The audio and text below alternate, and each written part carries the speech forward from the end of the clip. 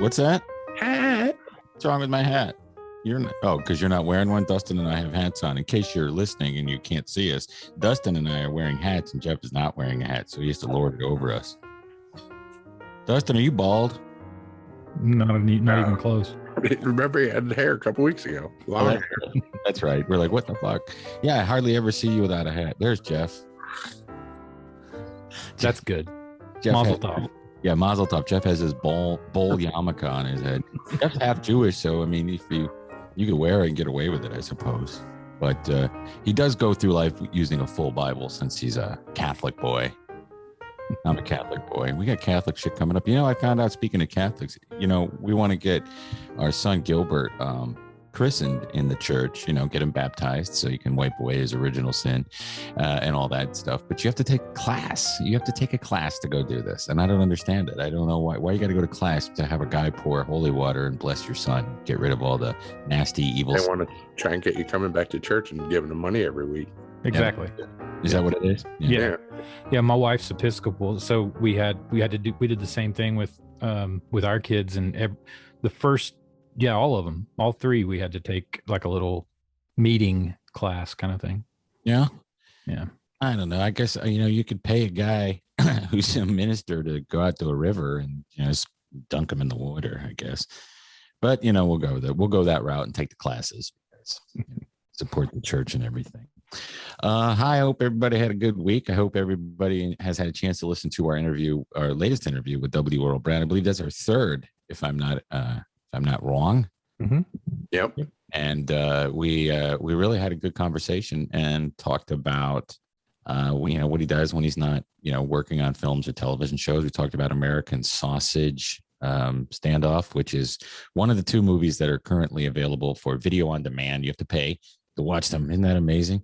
But they're both good. Jeff, you've seen both, right? Yeah. What's the second one called? I forget. No Man of God. It's a Ted Bundy movie, but it's mostly about that FBI agent that's the profiler that worked with him at the end when he was in Florida on death row. Mm-hmm. And W. Earl does he does all the voiceover on the trailer, which sounds really cool. Yeah. Yeah. And W. Earl plays the warden, but he's only in a few scenes, but he's the warden of the prison that Ted Bundy's in. The other day I was fucking around in my car, and when I'm in my car, I do practice impressions and stuff. And I thought that I'd nailed an impression of W. Earl Brown, but now I'm not confident doing it, so I'm not going to do it. But I was in my car just talking like him, like the whole way to work, and now I'm embarrassed, so I don't want to do it. But it was pretty good. Not him as a character or anything, but just talking to him and stuff.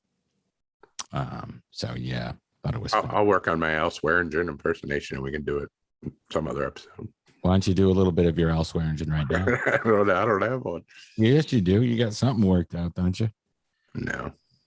Speaking of Deadwood cast members, Dustin was a little concerned that I'd wished happy, I've been doing those happy birthday texts and stuff like that, which I think is fun. And once I start thinking that it's work, I probably will stop doing it. But I think this time I've gone a lot longer than I did last time. Anyway, Jeffrey Jones had a birthday last week, and Dustin was concerned. And I said, well, that's why I put the picture of him as Principal Rooney from Ferris Bueller's Day Off, because that was pre art. What didn't he call it art? He had an art book with naked girls in it, and he's like, yeah, it's art. Yeah, that was. I don't want to delve into it too much, but no, I just thought whether you wish happy birthday to his character or to him, people are going to assume it's him. So. Yeah, exactly. I don't know, but hey, he still continued to get work even after all of that. So that's why I'm like, well, maybe people have forgiven him, but I guess it's an unforgivable sin, and we will no longer continue speaking about that. I can't look at And the then arcade scene in Ferris Bueller anymore without just thinking back of my head. Oh, Oh yeah. Well, he put a quarter on the machine because that meant he was next. yeah. And then you followed it up with a tweet about Mr. Rogers. Well, they're the same day, right? I can't control that. I can't control that. Mr. Rogers. What was the Mr. Rogers It was tweet? National Neighbors Day. Oh yeah, yeah. Trying to work into those weird every day is a holiday or something. Thank God. Yeah. Nobody knew about any of this shit until social media came along. You didn't know today is National, toilet paper day. And you didn't know about it, Today's podcast day. I know the day that we're recording this is International Podcast Day, so I put something out there about that. Let's see. Okay, let's put a little bow on that. Thanks again, W. Earl Brown, and please come on anytime. Oh, I wanted to say, if you haven't had a chance, check out Sacred Cowboys. That tune that he was telling us about, their most recent tune, which is on YouTube. It was like, what is the name of that? John Lee something or other? Valentine, yeah. Yeah, John Lee Valentine. It's a great little song and a cool video, and somehow one way or another it is attached to Dan Doherty, which is his character from Deadwood, which he explains. If you haven't seen or listened to that podcast yet, go ahead and go back and grab it and listen. But let's see, got some things to talk about. I want to thank returning Radio Labyrinth patron. People sometimes will join and then they have to go away for whatever reason. And sometimes they come back. That's happened a number of times. Marty Johnson, thank you very much for being one of those people who came back. We appreciate it and thank you. And if you'd like to become a Radio Labyrinth Patreon member, you can go to patreon.com/Tim Andrews. Sign up at any level. If you sign up as a producer, and you'll see that level there, you will have your choice of one of our t-shirts, and I'll send you some stickers. Speaking of t-shirts, the link is in the show notes. We have brand new t-shirts and merchandise with artwork from our friend Fuxi, who does the really, really good cartoons and the animated stuff. And he drew us a la in the manner of the cast of What We Do in the Shadows. And I think the artwork came out really well, and Jeff colored it and it looks great. So we have some stickers, I believe. We have some glassware, mugs, and you can find those in the link. We also have t-shirts at our OG t-shirt store, which is courtesy of Store Frontier, which is a local Atlanta business. So I like to use them whenever possible. They just don't have cups and glasses and things like that. So I had to go to Cafe Press, who Jeff did a bunch of really cool, mashup sticker art like he did before. And I uploaded them to Cafe Press to sell stickers. And they all got kicked off because of copyright violations, which I didn't think they could do if you tweaked them a little bit, but whatever. What we'll do is we'll go ahead and order those from Sticker Mule, and so one way or another we'll get them to you. But they're cool, and everybody loves stickers. You can they look good. Put them on your computer. Yeah, the artwork's great, Jeff. Let's see. Steph is out this week. Obviously, she's not here. You don't see her, but she'll be back next week. We have a new element to Views or Snooze, and that is a little introduction that is done by Roby. And if we can get that in this week, we will. If not, it'll be in the next show. But I want to thank him for doing that. And that's what else do we got to talk about? That's it for. I guess that's housekeeping for. If you didn't talk about your pet spider. Oh God, yeah. Well, that's not housekeeping, and I hadn't decided whether to kill it or not. Dustin, I'm sure you're aware of these things. I wasn't aware of them. I went out the other night to take the trash out, and we have right next to the carport, we have some woods or whatever, and I saw this gigantic freaking spider. I mean, it's almost as big as my hand with its legs and everything. It's this big ass weird. Looks like one of those things walking around in the Matrix that's feeding the humans. And I said, this doesn't look like a regular orb spider. Those big black and white orb spiders that you see. Yeah, people they used to call them riding spiders. Yeah. Yeah. And I thought, okay, this is weird, but this is some weird big ass thing. So I took a picture of it, and then I Googled it, and it turns out it's an invasive species called the Joro spider, and it comes from Japan and other parts of Asia. And I looked it up online. There was an article from 2015 that people are seeing them in Georgia, and apparently now they're all over Georgia, and probably will spread all over the Southeast. But this thing is fucking huge, and they make these weird 3D webs. Like they make a regular web, and then they surround that web with like a box or something, and they're scary looking. So yeah, I see them in horticulture, which is my day job. I see a lot of yards. I see a lot of trees and bushes. And we've been at the shop, we've been kind of going back and forth asking people, how many can you count? And I stopped at 30 today. just one day. Today. Yeah, just one day. I stopped counting at 30. But yeah, they're everywhere. I mean, they are invasive and they are new to Georgia, and they've been around for a couple of years. But this year, with all the rain that we're having, which in turn breeds more gnats, more mosquitoes, more food source. Yeah, they're literally everywhere. And they're running off a couple of different species of spider. Most of the time you see like a crown spider, which is like a little black spider that has little spikes on it. And those are usually the ones in Georgia that make those webs in between your house and a tree, under a street light, something like that. And those we've been used to for years. But these are like, yeah, they're like the size of a dinner plate, the big ones. Yeah. And we've seen some that are bigger than my hand. Really? Yeah, with their legs out. Yeah, they're huge. They're like 7 inches across from foot to foot. Now, are they poisonous? No. Well, they're not. No, they don't attack as a defense. They're just bug eaters. Okay, good. So and other spider eaters. Yeah, I saw, and the one that's in my carport has 2 or 3 of those horrible brown marmoladed blah blah blah stink bugs. Those other fucking things that came over here from Asia that get all over your house and stink. Oh, it's a taste of home. Mm-hmm. Yeah, it is. So I don't know. So these are just here and they're never going to go away. I read an article that said that they're going to be a ton of them this year, and then eventually they'll balance themselves out in the ecosystem. Yeah, they'll have to. A predator will come in that finds them, something that eats spiders. Birds will pick them up, and once it gets into a rhythm, it takes about 4 or 5 years, but they'll equal themselves out. It's just nature loves to balance itself like that.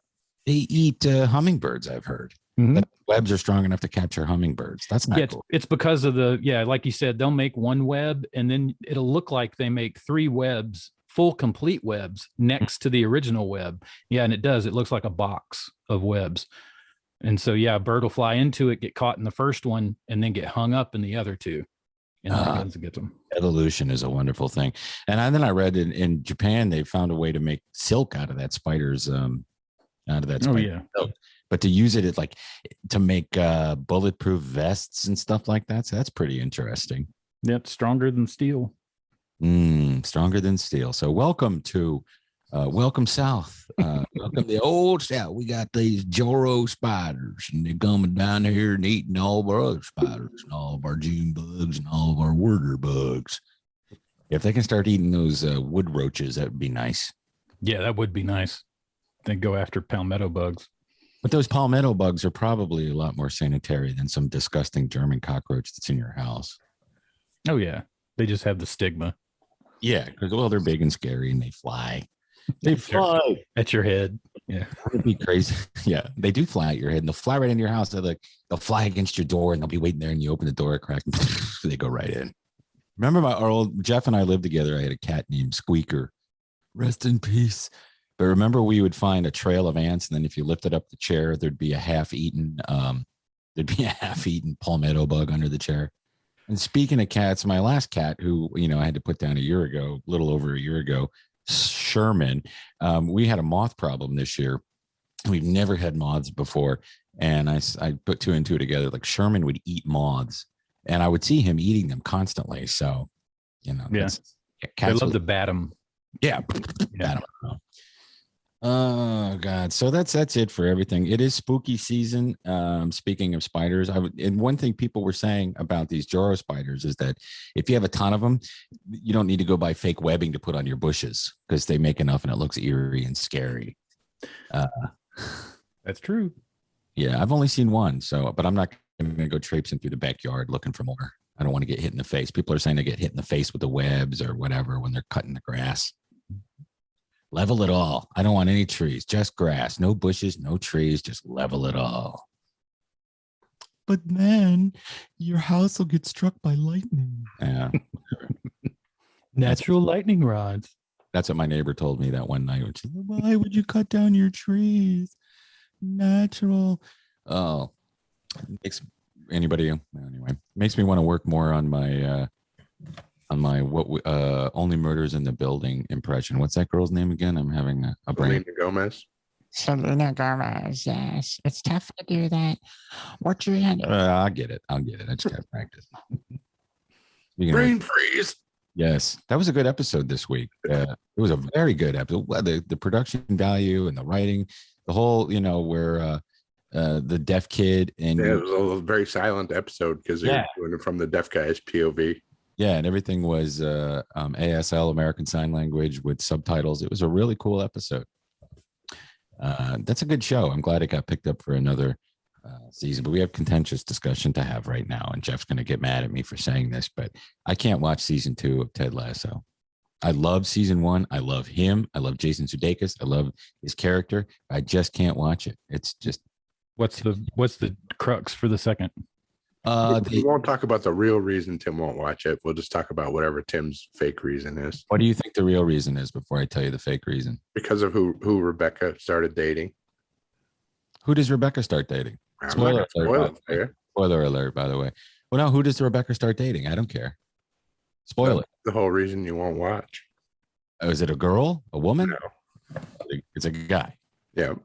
All right. I thought the way they're setting it up, this is how far we are in it.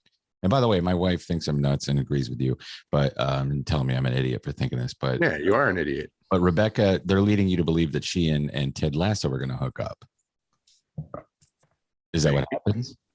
I'm not telling. All right, well, just watch it. Well, from only watching the first season and haven't started the second yet, I could see that being a storyline for sure. Yeah, that's where a typical sitcom would take you. Right. Will they or won't they? Find out on the season finale of Cheers. But that lasted a long time. I get a This Is Us feeling off of it, and it's bothering me. I get that the show's emotional and everything, but then this whole element of the guy from Nigeria, what do you think about on Christmas morning? Colonialism. All right, we get it. This show's a hit in U.S. audiences. The United States, as far as I know, didn't colonize Nigeria. People who watch the show know that I am correct and you are wrong right now. Well, a lot of people are noping out as well. No, fuck those people. They don't deserve Ted Lasso. Fuck them. Ted Lasso's a nice guy. His assistant coaches are nice guys. I love this fucking season has been a masterpiece, and anybody who says different can go fuck themselves. Well, I'm gonna go fuck myself because I think it's getting ridiculously sappy and woke and boring. Nope. I was talking to my daughter about it. She started watching it, and she called me and she was like, "Hey, Ted Lasso, I'm glad you told me about it. It's a great show." And I was like, "Yeah." And she goes, "It's so feel good." And what we were talking about was that when we were kids and watching TV shows, there were parts of the TV shows that were as good as Ted Lasso growing up. Those feel good moments, those moments that stuck with you throughout, growing up. The very special episodes. Well, not so much the very special episodes, but like just the fun things that happened in episodes, things that stuck with you, like just nice things that would happen. They would actually write into a syndicated television show that they've stopped doing, from like the 90s on. And it's this whole generation hasn't seen any feel good thing like that without something attached to it. And the first season didn't have anything attached to it. That's why I'm wondering if, that it feels like with this second season that they buttered you up for the first season just to mess with your head in the second season. Well, the psychologist drives me nuts too. I don't understand why that character is there or why it's needed. I just find that boring and useless and not important to the plot. No, you're absolutely wrong. No, I'm absolutely correct. It's how I feel. I'm living my truth, as the young people. I'm going to have to jump into the second season just to see what. She's integral to the plot with Ted Lasso in season 2, and it's so much so that people are shipping the psychiatrist and Ted Lasso, which is absolutely fucking wrong, because she's a professional psychiatrist and she would never date a patient. Mm-hmm. Mm-hmm. That never happened. What do you mean shipping? I didn't hear. That's just shipping. When the people, they like what you're saying, people were shipping Ted Lasso and Rebecca from season 1. Mm-hmm. That's what when they want them to be in a relationship. Well, the thing that really bothered me, and again, spoiler alert, okay, was the one guy's getting this money the guy from Nigeria is going to get a big sponsorship to do a Dubai Air ad for, buses and subways and shit like that. And then he gets a note from his dad saying, I can't believe you would sell yourself to do this. And then all of a sudden this sponsored football team says, well, we're going to cover up the logo. If that happened in real life, she would have lost. Rebecca would have been fired. And all those team members would have been shuffled off to other teams or just let go and fired. But there's no consequence for that in this. And it's ridiculous plot line because that would never happen. They would just fire the guy. No, she can't be fired because she owns the team. Well, I'm saying that they can protest a sponsor of the thing by putting tape over it. That's the right of their team. And they end up, spoiler alert, they end up dumping Dubai Air, and Dubai Air ends up pulling out of Nigeria, which is what Sam wanted in the first place. Did that really happen in real life? I don't know. I don't follow that shit, but it happened. I can see that happening. Yeah. I don't know. I didn't buy it. I don't think you could do that here for sure. You're too fucking skeptical. Fuck you. Fuck you. I'm not skeptical. You are. It's sappy pablum. No. Totally wrong. No, you don't deserve Ted Lasso. You're forbidden to watch from now on. No problem. You don't have to. Okay, I did have a callback from last week's show that I wanted to bring up. We talked about Elvira and her book, and you were saying that she came out as a lesbian to promote the book. That was no. I just said that she's been a lesbian for a long time. Right. I'm just saying that it's news now in conjunction with the book and the special. Right. But what I think was because the next day after we recorded and stated that in her new book, she says that Wilt Chamberlain raped her. Oh, right. So I think that her coming out was less publicity for the book and more of getting it out of the way so that it couldn't be used against her when she came out with these accusations. Well, why would I'm not using it against her? No. I'm just saying you were. I'm just saying she was doing that as opposed to. I mean, yes, it could be used to sell the book, but I think to me it seemed like more of a let me get this out of the closet, so to speak, and out of the way first, because this next revelation is coming, in a couple of days, and it could, he's dead, right? Is he? I don't know if he's dead or alive because I don't really. I mean, he wasn't playing basketball when I was old enough to even pay attention to it, really. It says he was an American basketball player. Yeah, he died in 99. Yeah. 1999. So the thing about Wilt Chamberlain was he was always bragging about how many women that he had slept with. Yeah, he was one of the first to have that, that list. Was it him and Gene Simmons? Yeah, going back and forth. And Southside Steve. Yeah, Southside. Not quite as many. I think he has 10% of the amount of Wilt Chamberlain, but I didn't know that. And wow, but he's not around to defend himself. Right? That's true. It's on Wilt Chamberlain's Wikipedia page now that he's actually assaulted her during a party at his Bel Air mansion in the 1970s. So somebody can put that on the Wikipedia page. And no, there's no way that he can defend himself. And I'm not saying that she's not telling the truth. I'm just saying that, when somebody's dead, she says she blamed herself for all these years until the Me Too movement started. And then she realized that it wasn't her fault. Well, it's never a woman's fault, ever. No. That's 100% true. I'm glad that the one thing I like about that is it teaching all the young girls that are out there that no, this has nothing to do with me. This is this asshole. Man, to speak up. Yeah. Like on that show, broadcast, what is it? The morning show. To a degree, I think they did a good job with the Stephen Carell character and kind of mirroring what happened with Matt Lauer. And how Matt Lauer, first of all, he didn't have a buzzer that would lock people in. The buzzer that was put in there after 9/11. So that's one thing. But the true thing about that is he used his power and his position to get younger women to fuck him.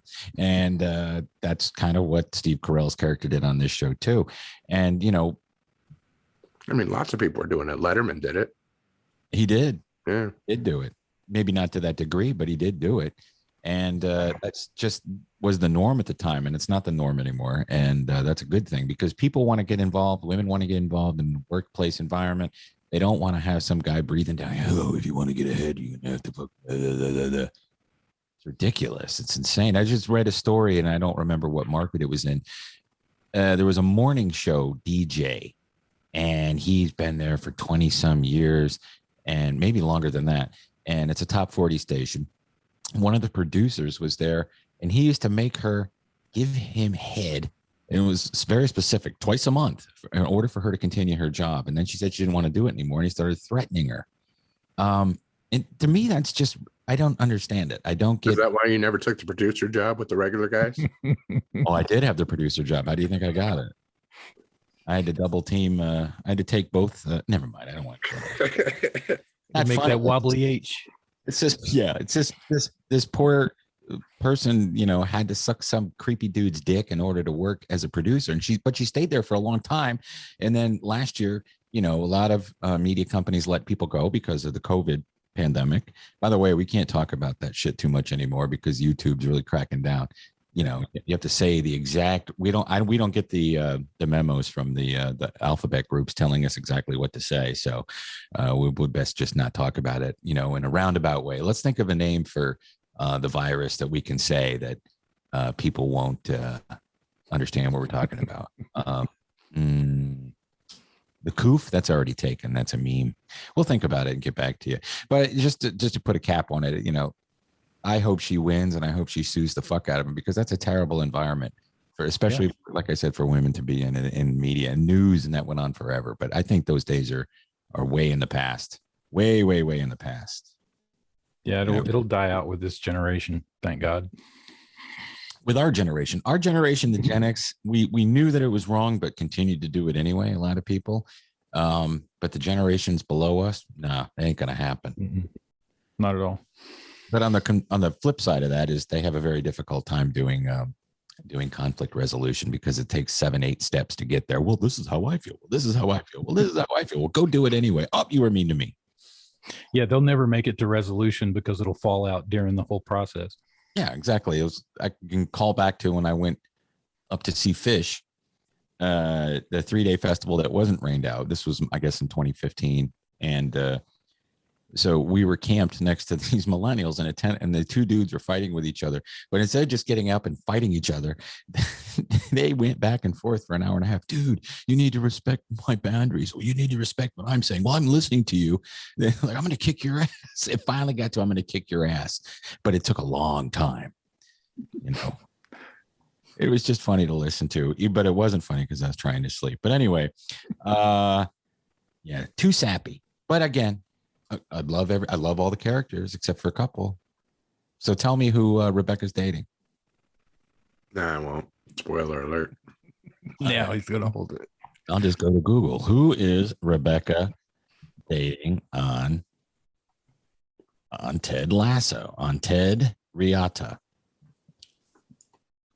3 S's. That's a porn. Sam. You don't know who Sam is? Yeah, I do. The Nigerian guy. Yeah, That's what I thought. They had chemistry at the end of the first season.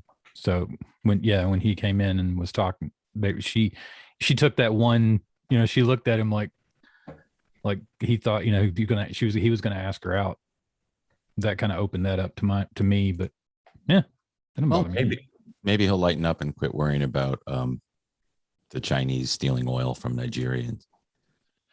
So anyhow, it is Halloween season, spoopy season. Who came up with that? That just started showing up a couple years ago. Spoopy. I looked it up because when you started with the spoopy season stuff, I was like, where did that come from? Jeff put it in there, or he sent it in an email, and I'm like, oh, okay. Yeah, it's like it just came up mostly with like cute Halloween animal memes. Like started that was just like a baby word for spooky, or a cute word for spooky, I guess. Hey, there's some rapper chick named Spoopy.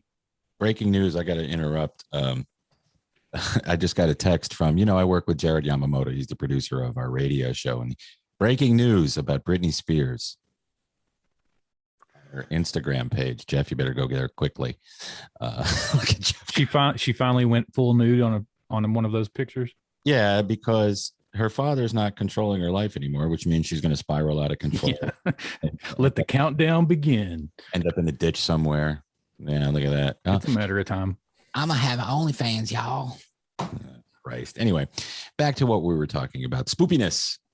Jeff's going to be distracted the rest of the show. Hey, Number eight is the best one. yeah, I'm agreeing. 8 and 10. I don't know what you're talking Oh, about. it's a whole spread. It's not just one picture. Hey, y'all. Next thing you know, she'll be shaving her head again and hitting people with an umbrella, Yeah. beating the car. Jeff, it's not as exciting to us as that FHM spread that came out, or that Maxim spread that came out back in 19. Remember Maxim. Remember those horrible pseudo porn magazines? That always bothered me because they'd show women in bikinis or dressed all sexily, but for some reason they didn't have nipples. Well, it was weird because the layout for all those magazines was like a mirror image of a layout for a porn mag. Yeah. Like the same kind of glossy, the same kind of, paper stock and everything else. Well, no, Hustler had the best paper stock. Pages. Well, it had to be durable. Yeah, they wouldn't stick together. You could wipe them off. Or not, and they wouldn't, wouldn't ruin what you had going anyway. Yeah, when you find a Hustler in the woods, you hit, it's going to be out there for a while. So the pages it's got to withstand the swell. Yeah. Get I lift a Hustler out here for you. All right, I don't want to go down. This is disgusting. We're talking about spoopy season. Spoopy. So I thought it'd be fun. Jeff didn't do it, but I hope he has one. I thought we were doing one per week. I didn't know we were supposed to. That was my confusion. Yeah, I didn't know if you meant one, so I just put one on there in case. Yeah, one per week. Let's all pick one classic horror scary movie each as a recommendation at the top. I didn't know we were each. I thought we were each taking turns picking one for every week. But 1986's The Fly is one of those creepy, spooky movies to me that's still creepy and spooky. It stars Jeff Goldblum and Gina Davis, written and directed by David Cronenberg. The David Cronenberg name ought to tell you right away that it's going to be fucked up. It's got a slow build, and it's creepy. It's scary. Goldblum sells it very, very well. Davis plays his girlfriend perfectly.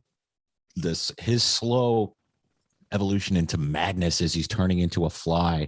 Now, the plot of it is he's trying to build the teleportation device. He gets in the teleportation device. There's a fly in it.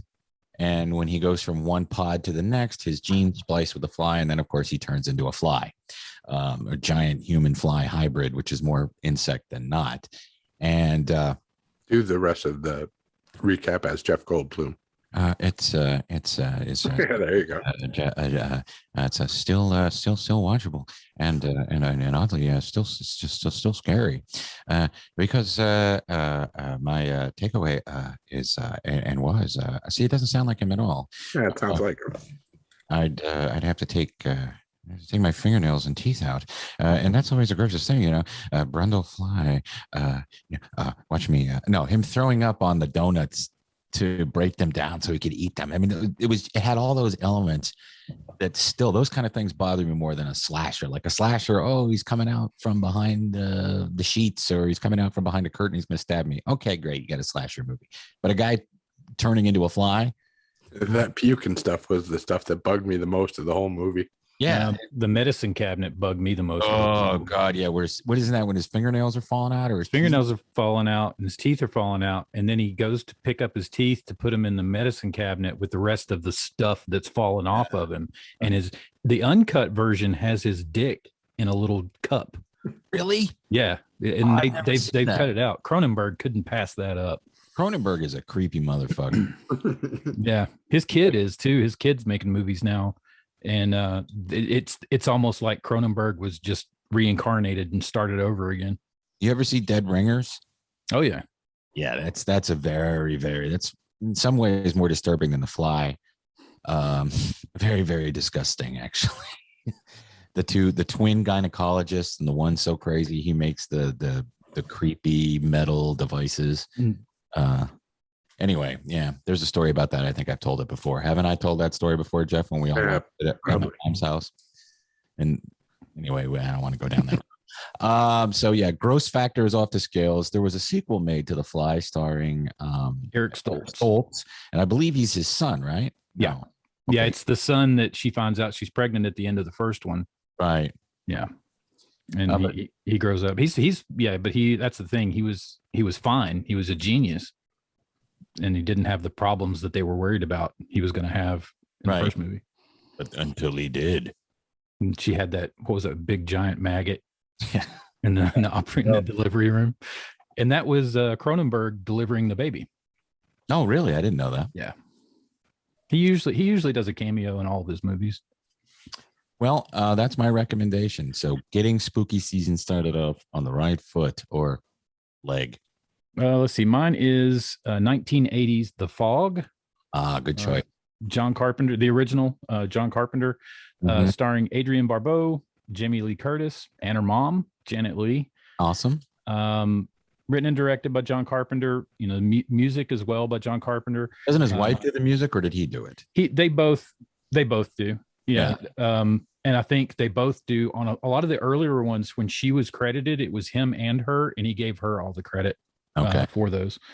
But yeah, you know, I always liked the parts that bothered me most were the zombie ghosts with the glowing eyes coming actually out of the fog. But, you know, the story's based on, it's 100-year anniversary of this town and the founding of this town, which you come to find out the founding of the town was done at the cost of an entire shipload of lepers' lives.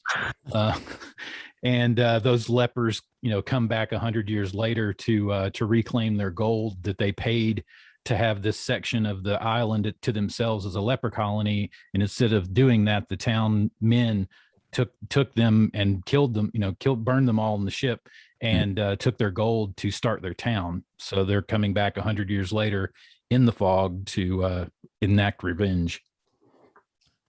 Wow. Good story. It is a good story. That movie scared me when I was a little kid watching it on HBO. Yeah, I always try to watch it as, you know, I've watched it recently. I tried watching the remake they made, what was it, 10, 15 years ago? Yeah. And just doesn't hold up. I mean, Carpenter really, his style is what makes that movie scary. And you put it in somebody else's hands, and I mean, they followed it pretty much shot for shot on a lot of stuff, but it just doesn't have the same effect with someone else doing it. I think the same thing about Halloween. When you watch that original John Carpenter Halloween, you get the feeling that it's fall, and you get that feeling of things are dying and the air is crisp and the leaves have fallen and kids are going trick-or-treating. And that is part, like, the town is also a character in the film, and it's scary. And I think with The Fog, the same thing. The fog is a character, and you get that weird feeling that you're there. I don't know. That's the best I could say about it. But where can you watch it? By the way, you can watch The Fly on Amazon Prime, but you got to pay, but it's on a whole bunch of different things. You can watch The Fog on Amazon, but it's on Prime for free on the Prime portion. Yeah. Awesome. Jeff, you got one? I'll just say American Werewolf in London. Oh, okay. Good one. John Landis movie. He wrote it in like 1970, but he couldn't get it made. He sat on it for a long time till like after Kentucky Fried Movie and Animal House. Yeah. He finally got some clout. He was able to get it made finally. One of the first mashups of comedy and horror that actually worked, seamlessly. It was funny, but there was also some real scary shit in it, right? Yeah, and great special effects for the time. Who did those? Rick Baker? Yeah, I don't know if that was Rick Baker or not. Let me see. It might be. They recently had a Gilbert Gottfried Amazing Colossal podcast with Griffin Dunn. It's a repeat, but Griffin Dunn was on it. Yeah, it was Rick Baker. Yeah, and he was talking about that film and how much makeup he had to wear, and he dies, and of course he comes back. Throughout the film, he was attacked and killed by a werewolf. Great film. Oh my God. Another one that you watched back when it came out. When did it come out? 82, 83? 81, I think. 81, okay. That's another one. Like right when we got HBO in our little town, and these movies played over and over again. The first time you'd watch it, when I'd watch horror movies at Jeff's and then have to walk home by the scary cemetery or through the woods, just be scared. Oh, there's something's going to get me. All right, so that's our spoopy season. It's begun for all the shows in October to the end of the month. We will start off talking about a horror film or an eerie, creepy film that's perfect for the season. So let's take a break and come back and we'll talk about some news and shit.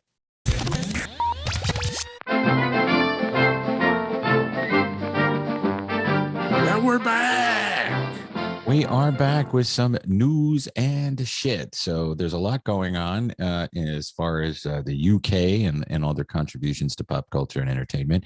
First of all, the Broccoli family, Barbara Broccoli, who is a producer of the James Bond series. They still have a lot of control over that. The hunt for the next James Bond will begin in 2022, which is next year. This is the last James Bond movie with Daniel Craig. And I don't know that I'm interested in seeing it. It looks like too much of an action film, but everybody's saying it's totally worth waiting this whole time for. Yeah, that's the thing. I really respect the shit out of them for not putting it out last year, or, they're going to put it in movie theaters, and, you'd probably be able to watch it streaming too eventually or right away. I don't know, but putting it in a movie theater, because a movie like that you want to see, but I don't know. I saw the trailer. I'm like, okay, he's wrapping it up. There's some, the good looking chick is kick ass. The not as good looking chick is the one he's banging. I don't know. It's James Bond. I like womanizing James Bond, but go ahead. I like the way that they're actually tying back in all of Craig's storylines. Are, this is kind of like the end of a trilogy. Or they're bringing back a lot of characters. The story arc is still there from his first one, so at least it keeps the same story, as opposed to trying to wrap you into a new villain or a new set. It's actually going to be a continuation, which to me is a better idea than the piecemeal Bond movies they've done in the past, where everyone was for the most part a standalone story. Yeah. But to defend that, I kind of like that. There was always a new wacky weirdo, and they did do callbacks with that Jaws guy. He was in a couple of the movies. They were campy and goofy, and I get it. Even the 60s ones that were parodied by Austin Powers, the ones with Sean Connery. That's why Connery left. You remember, was because they were getting so campy that he didn't care for him. But he did that. He did what? Never Say Never Again. Yes. And his wife, did you know his wife named that movie? No, I did not. Because he said he would never do it again. And but when he accepted it, finally, she said, you said you'd never, never say never again. And then he took it to them, and they changed to the title of the movie. Was he actually James Bond in that, or was it? I don't remember. I thought maybe that it wasn't really part of the James Bond canon. Oh, as far as, was it a book? No, was he James Bond in that movie? I probably so. Okay. I just don't recall. I've only seen that once or twice. I mean, to be totally honest, I'm not a huge fan of all the James Bond movies. I think out of the modern ones, I like the Timothy Dalton ones, and most people don't like those, but I like the two Timothy Dalton James Bond movies. I also like Remington Steele.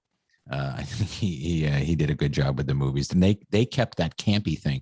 It wasn't until Craig came along that they became serious, Bourne type action films, and lost a lot of that humor value, because Daniel Craig is super serious. He's not cheeky at all.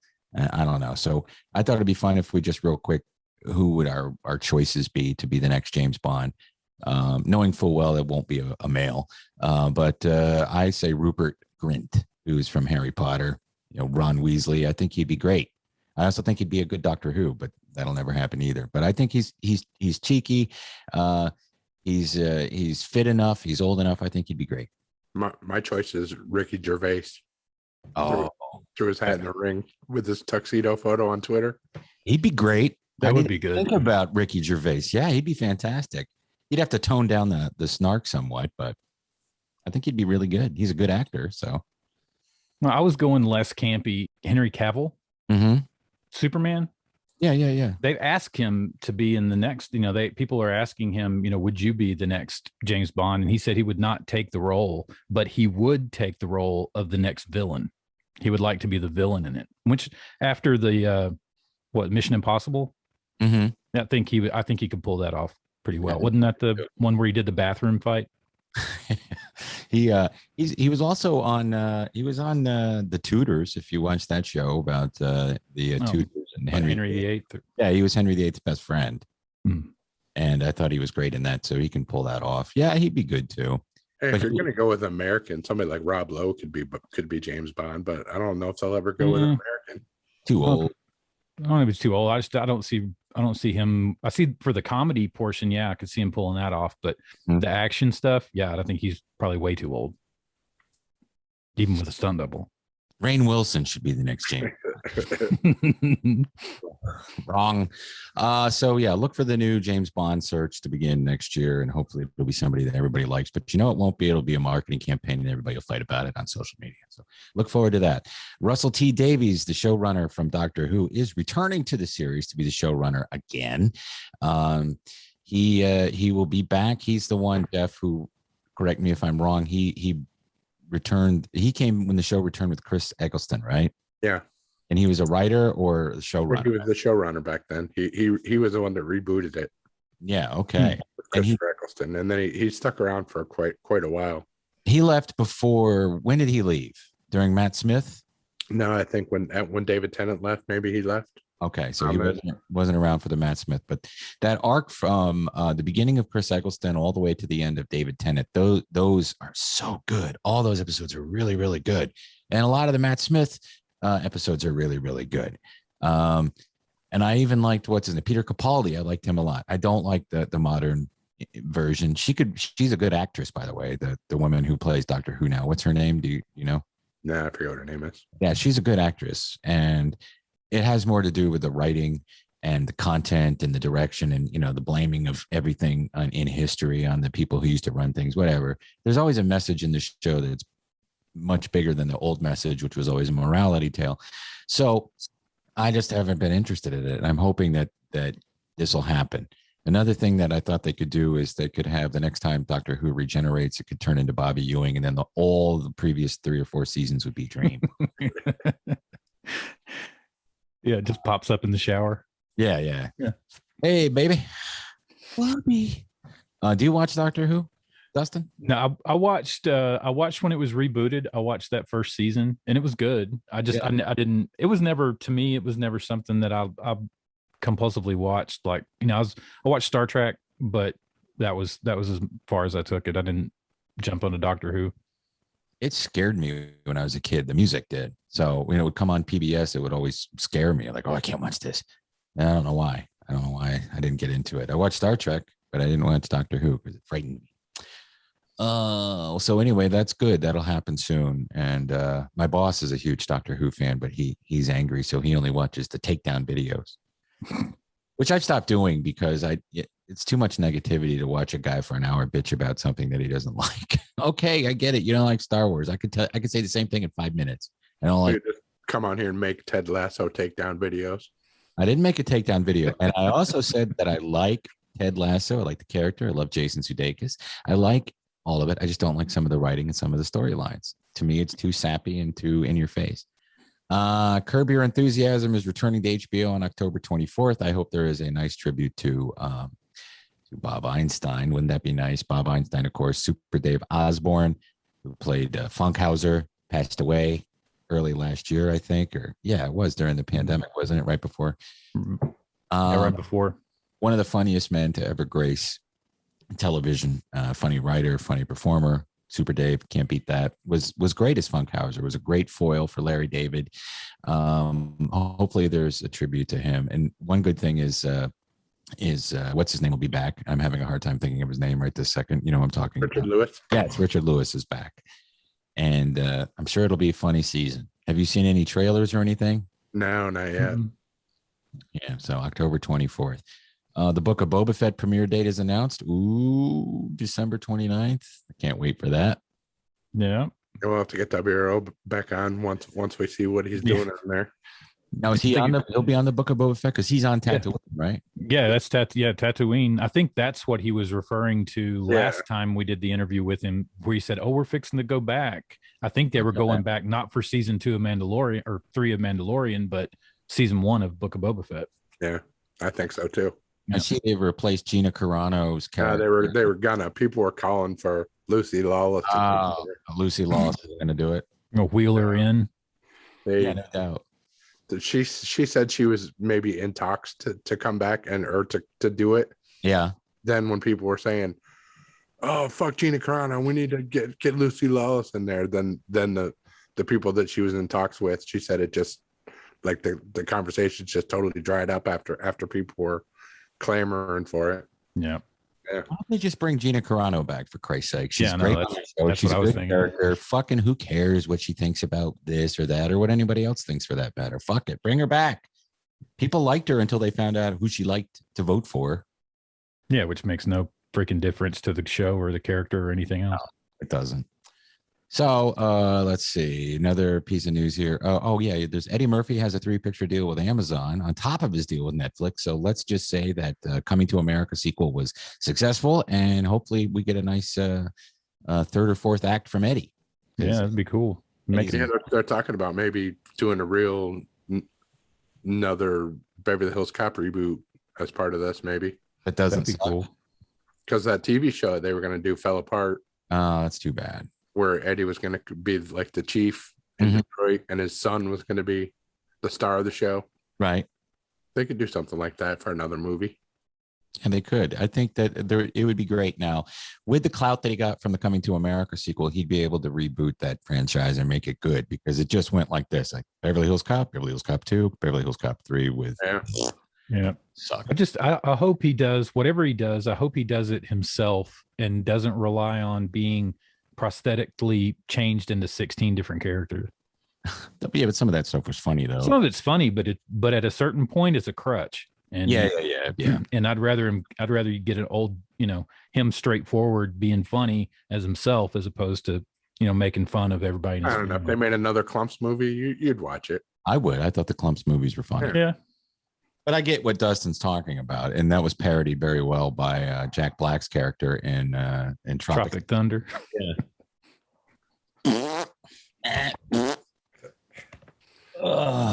So good luck. I hope Eddie Murphy comes back with a lot of great stuff. Let's see. There is one more special for Dave Chappelle that's coming to Netflix on October 5th. So I look forward to that. The Closer. Yeah, they're saying this might be his last special On Netflix. I mean, he's not. or ever. Oh, really? I didn't know that. I did not know that. Well, there's people are speculating based on the title, The Closer. So Oh, Yeah. well, it could be that it's his last one with Netflix, and could be. Yeah. That's his closer. Yeah. maybe he'll get a better deal with HBO Max or something. Who knows? I'm Well, sure people fucking back the bank truck up to his house to get him to do more eventually. No doubt.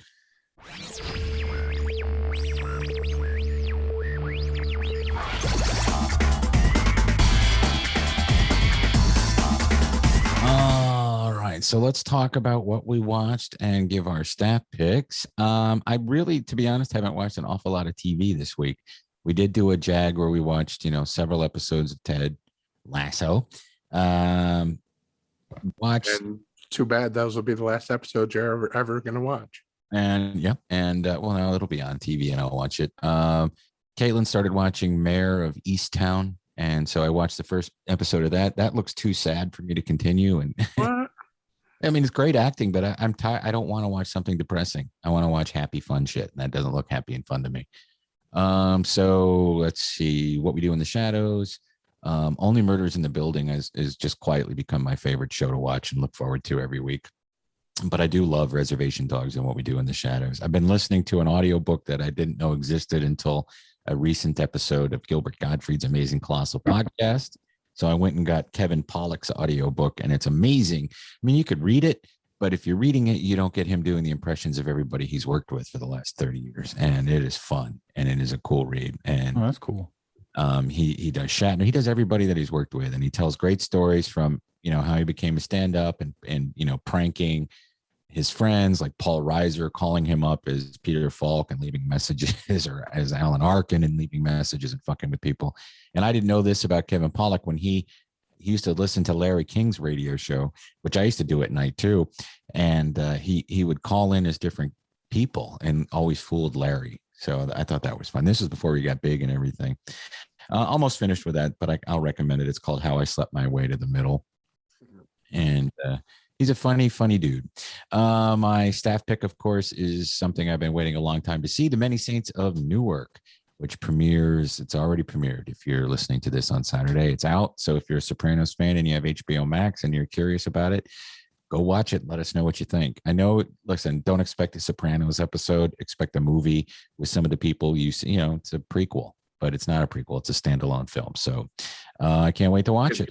You getting some gabagool to eat during the movie? Oh yeah, I'm getting a big bowl of gabagool, and all of it, all that shit, and gravy. I'm gonna pour the gravy on the gabagool. Hey, God, where's the gabagool? The gabagool. Woke up this morning, got some gabagool. Funny TikTok video. All right, that's my stuff. I didn't watch much either. Well, actually, I did watch, just not a lot of variety of things. I took Steph's staff pick from last week, Midnight Mass on Netflix. Yeah, and started watching it and ended up watching all 7 episodes straight through. Awesome. That was real. It was really good. And Mike Flanagan, it's his, it's his baby that he's worked on for a long time. You may remember that he did, he's the new go-to for Stephen King movies. He done Dr. Sleep, Gerald's Game. Before this, he's done Oculus, which was a really good horror movie. Hush, which was also a really good horror movie. And he uses a lot of, and he did The Haunting of Hill House and Blythe Manor. So, he's got, definitely a repertoire of good horror behind him. And Stephen King really likes him, but man, you can tell watching this that he is a Stephen King fanatic, because this is so reminiscent of probably 3 or 4 different Stephen King type plots all mixed into one. And he pulls it off really well.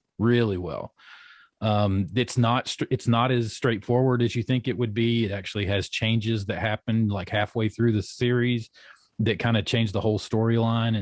And but yeah, it's a very good cast. Again, a lot of the same people that he used in all of his other movies. He finds actors and actresses that he likes, and he keeps going with them. So I won't spoil anything, but if you haven't had, if you're a Stephen King fan, or even if you just like good creepy series, it's got 7 episodes, so it's not really big, but they're 50 minutes each, so it's a good afternoon on a Saturday if you want to knock it out. Right on. And it's available on Netflix. Watched a few more episodes of Blacklist. Still digging that show. He is Spader is such a really good actor. And I think I wrote him off years ago with all the kind of crappy stuff he did in the mid to late 90s. Yeah. That were kind of direct to video stuff. And this really, I wish I'd have jumped on it a lot earlier, because it's really impressive. He kind of came back after with that show he was on with Shatner. Boston Legal. Yeah. After that, he really kind of was back. Yeah, it's amazing that once he started losing his hair, he started getting a lot. His acting started really improving. You ever see White Castle? White Castle. Yeah, it's him and Susan Sarandon, where she's an older waitress and he's a younger guy, and they start banging. It's a nice little independent film from the big ones that stick out for me with him was Secretary. Yeah, that was really good. And was it Jack's Back? I don't know that one from the 80s, where he's like a Jack the Ripper type serial killer that's in the back. Yeah, it's in the background. It's really good. He looks kind of that strung out version of James Spader. He had that indie cred for Sex, Lies, and Videotape. Yeah, which is a very slow burning early Steven Soderbergh movie that is a total Steven Soderbergh movie. And it just has that weird feel. I mean, the whole thing is just sensual and a lot of good acting, and it's like everybody's sweaty. But no, I think that's what rolled him into The Secretary so well, was that kind of sexual. He pulls off that sexuality really well. But his main jump was from the movie that you haven't seen, the John Hughes Pretty in Pink. He was the main bad guy in that one, or villain-esque character. I think I need to watch Pretty in Pink one of these days. And of course, what was the one with Less Than Zero? Yeah, Less Than Zero. I thought it was okay. Yeah, he's a prick in that. Yeah. Let's see. And I watched Foundation. I started watching that on Apple Plus. Any good? It's good, but it reminds me of everything. Of everything. Yeah, it does. Yeah. It's like a mishmash of Dune and of Star Wars and Raised by Wolves. It reminds me a lot of Raised by Wolves in the look and everything too, but it's so colorful. And The Expanse, it's very similar to The Expanse. And I think The Expanse was actually based off of it originally. I think every sci-fi project of the last 40 years or 50 years has been had its origins somewhere in this Asimov book. Yeah, it's, I mean, as far as, the factions and how, the future is going to split between religion and science, and it's really good. I think it'll if it has any staying power, I think it can be something really worth watching. And I don't really have a staff pick this week. Anybody watch Squid Game yet on Netflix? People are waiting for telling me to watch it. Yeah. I was waiting for Dustin or Steph to watch it so they could let me know, but everybody's saying amazing shit about it. Yeah, it looks, I mean, it's everybody's saying that, it's like Battle Royale. It's closer to Battle Royale than anything else. Which I love. That was a great movie. When Battle Royale was a great movie. And wasn't that the influence for the Hunger Games? Yeah. When for her to write the books. Yeah. But I'd like to see it. It looks pretty good. I'd rather see Squidbillies come back. Oh, that too. Yeah, me too. Before you go, Jeff, I have one more recommendation. My friend Rob Turner's on a new podcast called the Humphreys Wow Show. So if you're a fan of Humphreys McGee, which is a jam band, and they're funky and fun, it is called the Humphreys Wow Show. You can follow them on Twitter at Wow Show, at Wow Show. So check that out if you're interested in that kind of thing. Is he going to the Dead Show? He's working it with some is he? With a charity group. Cool. So I imagine he'll be there after a certain amount of time, but he'll be working a merch table for one of their charity groups. Cool. Go ahead. Watched the first 2 episodes of the new season of Survivor. Good. Yeah, it's good. They've done some new shit. I don't like any of the contestants this season. Like a lot of times there's a contestant or two that I get behind from the beginning, but this time I don't really like anybody. But that happens from time to time. I watched The Last Reservation Dogs. That was good. That's the season finale, right? Yeah, we talked a little about that with W. Earl Brown. I'll be curious to see what they do for next season, and I hope it comes back fast. I don't know how long it's going to take them to do more.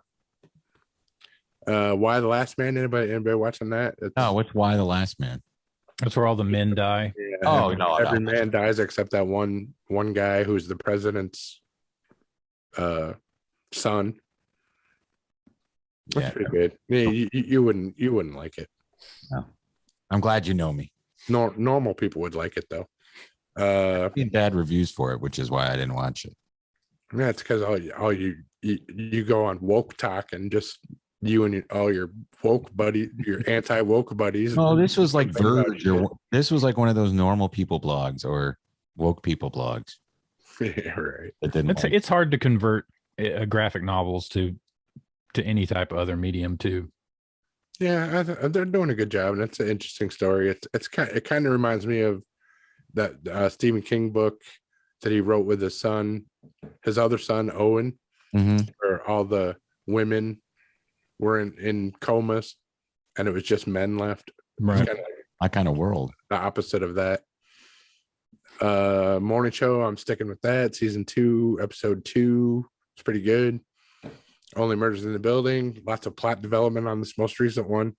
No spoilers, but we're getting maybe an idea who the murderer might be. I started watching season 3 of Doom Patrol. That's been consistently good. Love that show. You've been watching it all. I've been watching it since I think back when it started, it was either you had to pick either Titans or Doom Patrol, and I went to Doom Patrol. But now I'm fucking loving Titans, man. I watched all of season 1, all of season 2, and I'm starting season 3 of Titans. I like how kick-ass it is. Yeah, it's awesome. Yeah. I see you watch La Brea. How was that? Yeah, it's it's terrible. I saw in the trailer you wrote on the show notes. You wrote that it's Land of the Lost 2021, and I'm looking at the trailer going, "This is Land of the Lost." Isn't that what's his name's wife from or girlfriend from Justified? Yeah. Yeah, all right. The actress in it. Never mind. Sorry to derail you. Go ahead. Yeah, I wasn't planning on watching it. I saw the commercials and I'm like, NBC, Network, sci-fi show. Right. This is going to be awful. And I was just thinking that in my head. But then in all my Land of the Lost groups, everyone's saying, "Oh, you got to check it out. It's modern day Land of the Lost." So I watched it, and it's modern day Land of the Lost. They like There's stack. Not really sleep stack yet, but there's crazy wolf creatures and pterodactyls and shit. All right. Yeah. That of you. What's it on? It's on NBC. Okay. Network, NBC. And my staff pick is on Netflix, new show called Made, starring Margaret Qualley and Andy McDowell. Okay. And I'm going to give it 3 episodes. And if she doesn't appear in a maid's outfit by episode 3, I'm out. Isn't Margaret Qualley her daughter? Yeah. That's what I thought. Yeah, she was in the Tarantino movie about Manson. All right. Well, that's everybody's what we watched in staff picks. So before we wrap, it's time for Hello, America. And once again, it's time for your favorite pastime. Which one will they choose? Play along with this week's edition of Views or Snooze. Take it away, Jeff. Views or Snooze. All Netflix edition today. Tell us about it. Yeah, it's all Netflix shows this week. The first one is, we were talking about it a little earlier, Britney versus Spears. This is the documentary on Netflix about Britney Spears and her dad. It's a Views for me. It's a Snooze for me. There's already been 2 or 3 of these I've already watched. I don't need another one. It's gonna be a snooze for me, but man, did they miss the nail on this one when they create something about trying to break up that conservatorship and it breaks up before the show even airs. Yeah. Number 2 is Diana, the musical. This is the filming of the Broadway show. It was supposed to open on Broadway, but the pandemic ruined everything. Right. So rather than opening, they kept the actors in a bubble, and they staged a complete production of the play and filmed it. And now they're putting it on Netflix, and it's about Princess Diana. Okay. And it's a musical. Snooze. Yeah, you're all over that, Tim. Oh, yeah. Right. Nothing I like better than talking about a woman who died 20 years ago. No, nothing better than singing about a lady that died 20 years ago. 24 years ago, actually. You love Princess Diana, and you know it. Hey, I watched her wedding, the first one, live. I know you did. Yeah, with Prince Charles. I was at Theron Pierce's house. And the next one is The Guilty. This is the Antoine Fuqua, directed by a story by the True Detective guy, Nick Pizzolatto. I don't know how you pronounce his last name, but I don't know anything about it. I have to look into it. This is like an adaptation they did of some show that they were both into from like Denmark or something. This looks pretty cool. This a Jake Gyllenhaal thing? Yeah, Paul Dano, Jake Gyllenhaal. Yeah, that looks. The previews look really good for that. I'll view that one. Yeah. Skarsgård alert though. Skarsgård. There's a Skarsgård in it. It's a Views for me too. I think just the director and screenwriter alone gets a Views from me. Yeah, I think I'll give it a Views, at least 1 episode. Unless it's a movie, then I'll watch the first half hour. Is it a movie? It's a series or a movie? What is it? It's a movie. Okay, then yes, I will give it a view. All right, Views or Snooze. And once again, thank you to Roby Neely for the intro to that. We will be back next week. Make sure that if you're watching this on YouTube, you subscribe and you like it and do all that stuff. And if you are listening to us, please rate us and review us on whatever platform you choose. iTunes is the preferred one because they actually measure things, but it doesn't matter. Listen however you like. We're not going to tell you what to do. If you're looking to adopt a rescue pet, no harm in checking out BarkvilleDogRescue.org.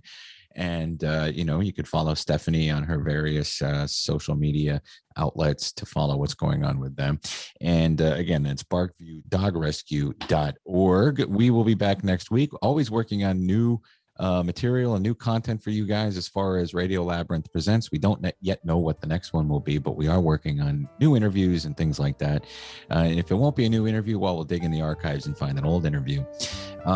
Thanks again to, go ahead. Happy birthday to Rockdale Tiger. Oh yeah, happy birthday, Rockdale Tiger. Hey, happy birthday, Dean. Yeah, and maybe by your next birthday there'll be another episode of Mike T.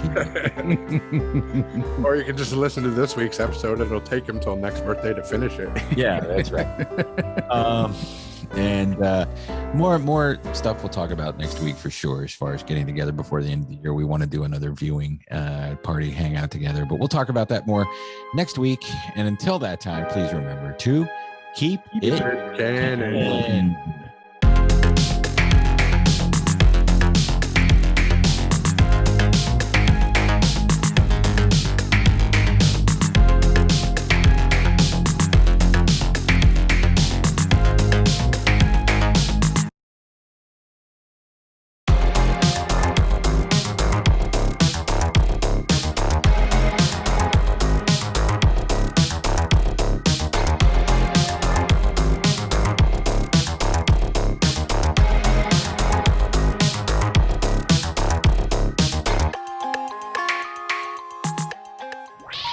Please hang up and try again.